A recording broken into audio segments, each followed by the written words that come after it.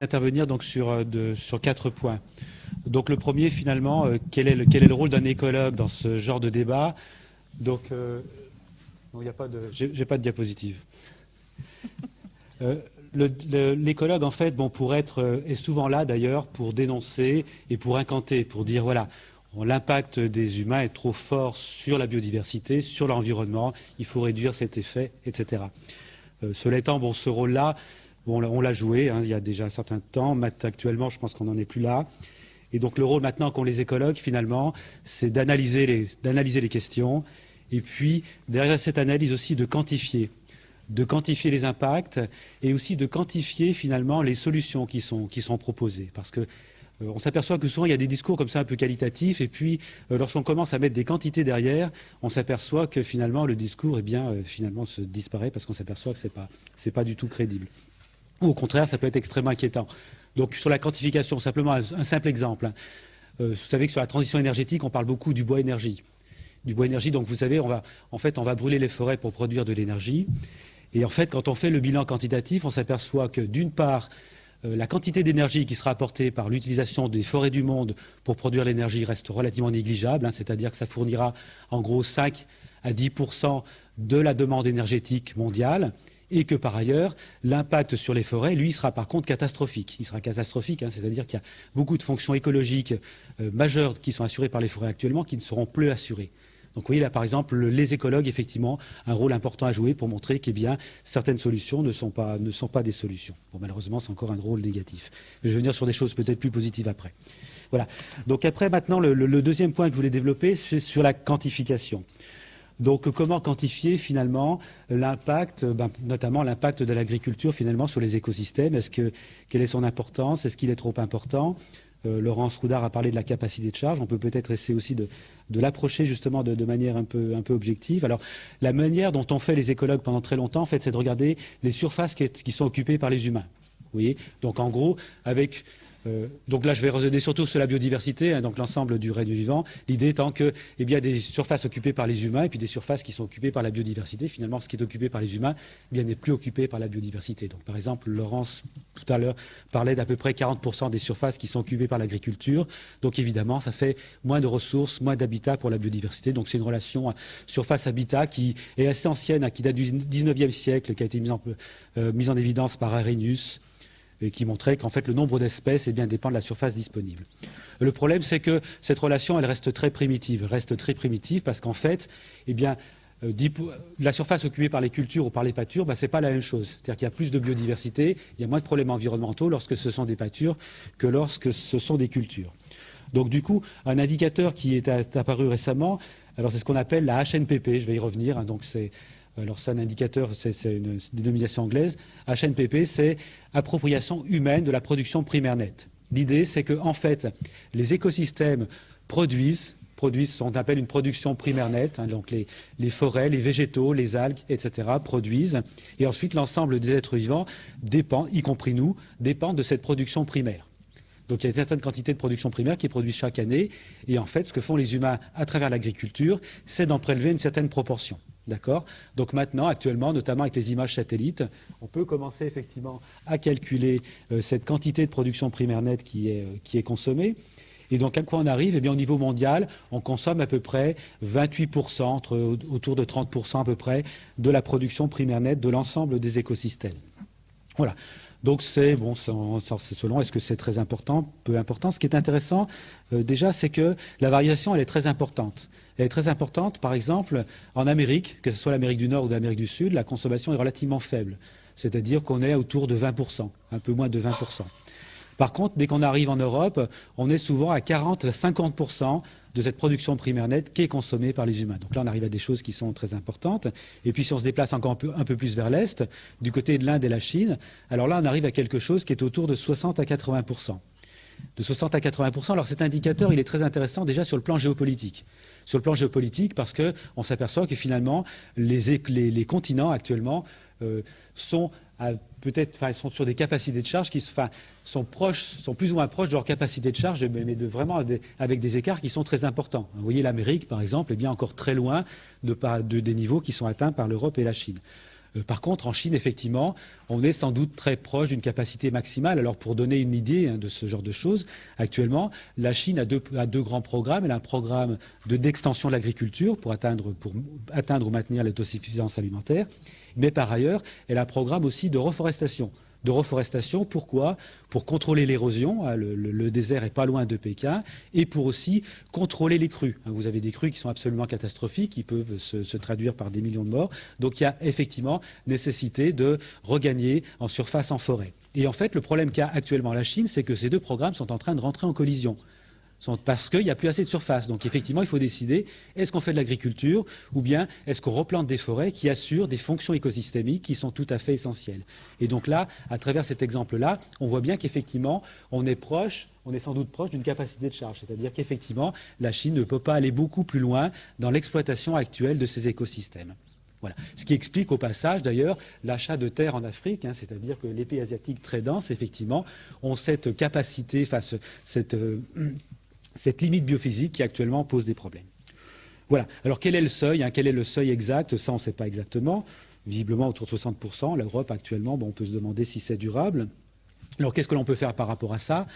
Ce qui est intéressant, c'est de regarder dans cette utilisation des écosystèmes comment elle est faite. Et ce qu'on peut constater, par exemple, c'est qu'en Europe, vous avez à peu près, quand vous prenez les cultures, quelle proportion est allouée à l'alimentation alimentaire directe, c'est moins de 25% dans l'Europe du Nord. C'est-à-dire que vous avez 75% des cultures qui, en fait, sont dédiées soit à l'alimentation animale, soit à la production de biocarburants. D'accord? Donc là, on a des capacités éventuellement de diminuer notre impact sur les écosystèmes de manière relativement importante. Alors pourquoi le diminuer? Donc ça, c'est le troisième point sur lequel je voulais venir. Donc la notion de service écosystémique, donc Johan y a fait allusion. Donc service écosystémique, très rapidement, il s'agit des bénéfices qui sont assurés par les écosystèmes. Donc les écosystèmes, effectivement, nous assurent, c'est connu depuis très longtemps, les agronomes et les forestiers savent qu'effectivement, l'agriculture, les activités agricoles de pêche, ça correspond au service écosystémique. Ce qui est nouveau dans cette notion et qui intéresse les écologues, c'est qu'on met en évidence comme ça des fonctions écosystémiques qui jusqu'à présent étaient négligées mais qui sont tout à fait essentielles. Donc l'exemple que vous connaissez bien, c'est l'exemple de la pollinisation, typiquement, service écosystémique qui était très négligé et actuellement cette négligence on est en train de la payer cher. Et puis on peut prendre d'autres exemples, la purification des eaux par exemple, c'est un autre service écosystémique, la fertilité des sols, la prévention des crues, le contrôle biologique, le contrôle des ravageurs des cultures par exemple, par les oiseaux, les chiroptères, tout un ensemble d'insectes, qui éventuellement constituent une alternative aux pesticides. Voilà un autre service écosystémique qui est intéressant. Alors, ce qui est intéressant par rapport à ces services écosystémiques, c'est que l'on peut commencer à faire des calculs de type économique et se demander si finalement, dans notre utilisation des écosystèmes actuellement, est-ce qu'on est à l'optimum économique? Et ce que montre un certain nombre de calculs, c'est que ça n'est sans doute pas le cas. Alors, deux exemples. Par exemple, la ville de New York s'est retrouvée devant un problème de qualité d'eau insuffisante et en fait s'est aperçue que la solution, alors elle avait deux solutions, soit construire des usines de retraitement des eaux, soit payer les agriculteurs pour en fait désintensifier l'agriculture. Et en fait, ce qui s'est aperçu la ville de New York, c'était de 5 à 10 fois moins coûteux pour la ville de payer les agriculteurs à désintensifier l'agriculture. Voilà, donc un exemple, par exemple, où le raisonnement de type purement économique, avec le système actuel tel qu'il existe, montre qu'effectivement, il y a d'autres possibilités d'utilisation des écosystèmes. Et on peut se demander, d'ailleurs, si dans certaines régions françaises, si le fait que le contribuable paye à la fois subventionne une agriculture industrielle et ensuite paye éventuellement les algues vertes qui se retrouvent ensuite sur les plages qui sont les effluents de cette agriculture industrielle. On peut se demander si l'utilisation des fonds collectifs, est-ce qu'elle est optimale ou est-ce qu'éventuellement il ne serait pas moins coûteux pour l'ensemble de la collectivité de rémunérer les agriculteurs pour une activité moins intensive qui effectivement économiserait sur un certain nombre de ce qu'appellent les économistes des externalités négatives. Voilà. Donc c'est le genre de choses qui commencent à se mettre en place, en tout cas dans les pays étrangers. En Chine, par exemple, à nouveau, l'exemple de la ville de Pékin actuellement, les 20 millions d'habitants de la ville de Pékin payent 1 million d'agriculteurs pour effectivement désintensifier l'agriculture de manière à ce que l'eau soit de meilleure qualité. Voilà. Donc je terminerai très rapidement sur donc une autre chose qui est importante que font les écologues, c'est d'essayer de comparer des scénarios. C'est-à-dire de voir effectivement, eh bien, par exemple, donc je vais reprendre le cas de cette agriculture en schématisant un peu, est-ce qu'il vaut mieux développer une agriculture intensive, donc qui maximise la production par unité de surface, ou bien éventuellement une agriculture plus extensive qui va avoir moins d'impact par hectare, mais faites attention, c'est-à-dire que si vous placez pour produire autant, il va falloir produire sur des surfaces plus importantes. Donc vous voyez, c'est le genre de problème qui intéresse les chercheurs parce que la réponse n'est pas triviale. Vous voyez, plus d'impact par surface, mais moins de surface, ou bien plus de surface et moins d'impact. Et c'est pour ça d'ailleurs que oui, l'agriculture industrielle n'a pas nécessairement plus d'impact sur la biodiversité. Ce n'est pas si simple que ça. Voilà. Alors, ce genre de raisonnement, en fait, c'est très compliqué, c'est plein de pièges. C'est plein de pièges parce qu'en fait, on s'aperçoit, alors tout d'abord, quel est le critère que vous allez prendre finalement, quelle est l'agriculture la plus intéressante? Est-ce que c'est celle qui a moins d'impact sur la biodiversité? Est-ce que c'est celle qui est socialement la plus intéressante? Par exemple, qui permet d'avoir le maximum d'agriculteurs. Une géographe avec qui j'ai échangé tout à l'heure parlait d'agriculture peuplante versus non peuplante, c'est-à-dire donc est-ce qu'on veut avoir beaucoup d'agriculteurs ou peu d'agriculteurs, ou bien éventuellement on peut aussi regarder, peut faire un calcul de type économique. Alors le calcul de type économique non plus il n'est pas trivial, c'est-à-dire est-ce que vous voulez calculer un bien-être économique global, ou bien est-ce que vous calculez le bien-être des producteurs, le bien-être des consommateurs, éventuellement le bien-être des citoyens, sachant que ce que je distingue entre consommateur et citoyen, c'est que le consommateur va s'intéresser éventuellement qu'aux produits qu'il achète, alors que le citoyen va s'intéresser aussi à la qualité de l'environnement. D'accord? Donc ce n'est pas tout à fait aussi le même type de calcul. Et en fait, ce que l'on constate dans ce genre de choses, c'est que finalement, lorsqu'on prend en compte les marchés agricoles, simplement relier la production à la consommation, eh bien de manière un peu paradoxale, on s'aperçoit que finalement, ça pourrait avantager l'agriculture extensive. Pourquoi ça peut avantager l'agriculture extensive? Parce que c'est souvent une agriculture qui est plus coûteuse à produire, mais le fait qu'elle soit plus coûteuse à produire, eh bien, ça fait que finalement, ça restreint un peu ça restreint la demande, et que donc du coup, eh bien, on produit moins finalement, et donc l'impact environnemental, il est plus faible. Alors après, ce qui est un peu compliqué, c'est que lorsqu'on passe de cette agriculture intensive à extensive, quel est l'impact sur le bien-être? Effectivement, le bien-être des consommateurs diminue. Il diminue si simplement vous considérez que le consommateur cherche les produits les moins chers. Dans ce cas-là, effectivement, pour le consommateur, eh bien, l'agriculture intensive, la moins coûteuse, c'est la plus intéressante. Mais vous voyez tout de suite que c'est peut-être un peu plus compliqué que ça, parce que si l'on commence à faire rentrer la qualité des produits, éventuellement la qualité de l'environnement, à ce moment-là, eh bien, les calculs économiques donnent des choses qui sont un peu plus compliquées. Alors pour les producteurs, c'est un peu plus compliqué. C'est-à-dire que si on s'intéresse simplement à la production de produits agricoles, c'est moins intéressant. Par contre, si vous commencez à faire rentrer éventuellement la rémunération pour services écosystémiques, à laquelle je faisais allusion tout à l'heure, avec le cas de la ville de New York et de la ville de Pékin, dans ce cas-là, ça peut devenir intéressant si effectivement ils sont rémunérés pour éventuellement les aménités ou les services écosystémiques qu'ils fournissent. Voilà. Donc, j'en resterai là. Donc pour dire simplement que sur l'écologie, effectivement, il y a des problèmes actuellement très sérieux de diminution des fonctionnalités, de perte de biodiversité à travers donc, cet impact sur les écosystèmes.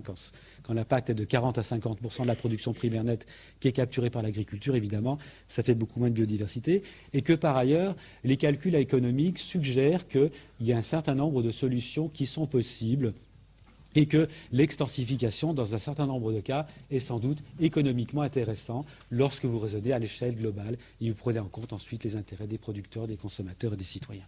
Merci.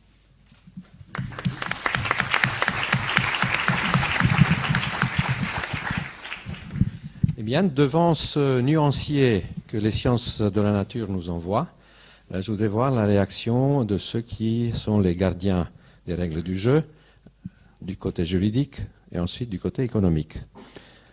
Isabelle Doucet, qui est chercheuse dans un laboratoire niçois qui rejoint INRA et CNRS sur des problèmes d'environnement, et notre spécialiste de démarrage sur les questions juridiques. Merci, Johan. Donc, Denis Couvet vous a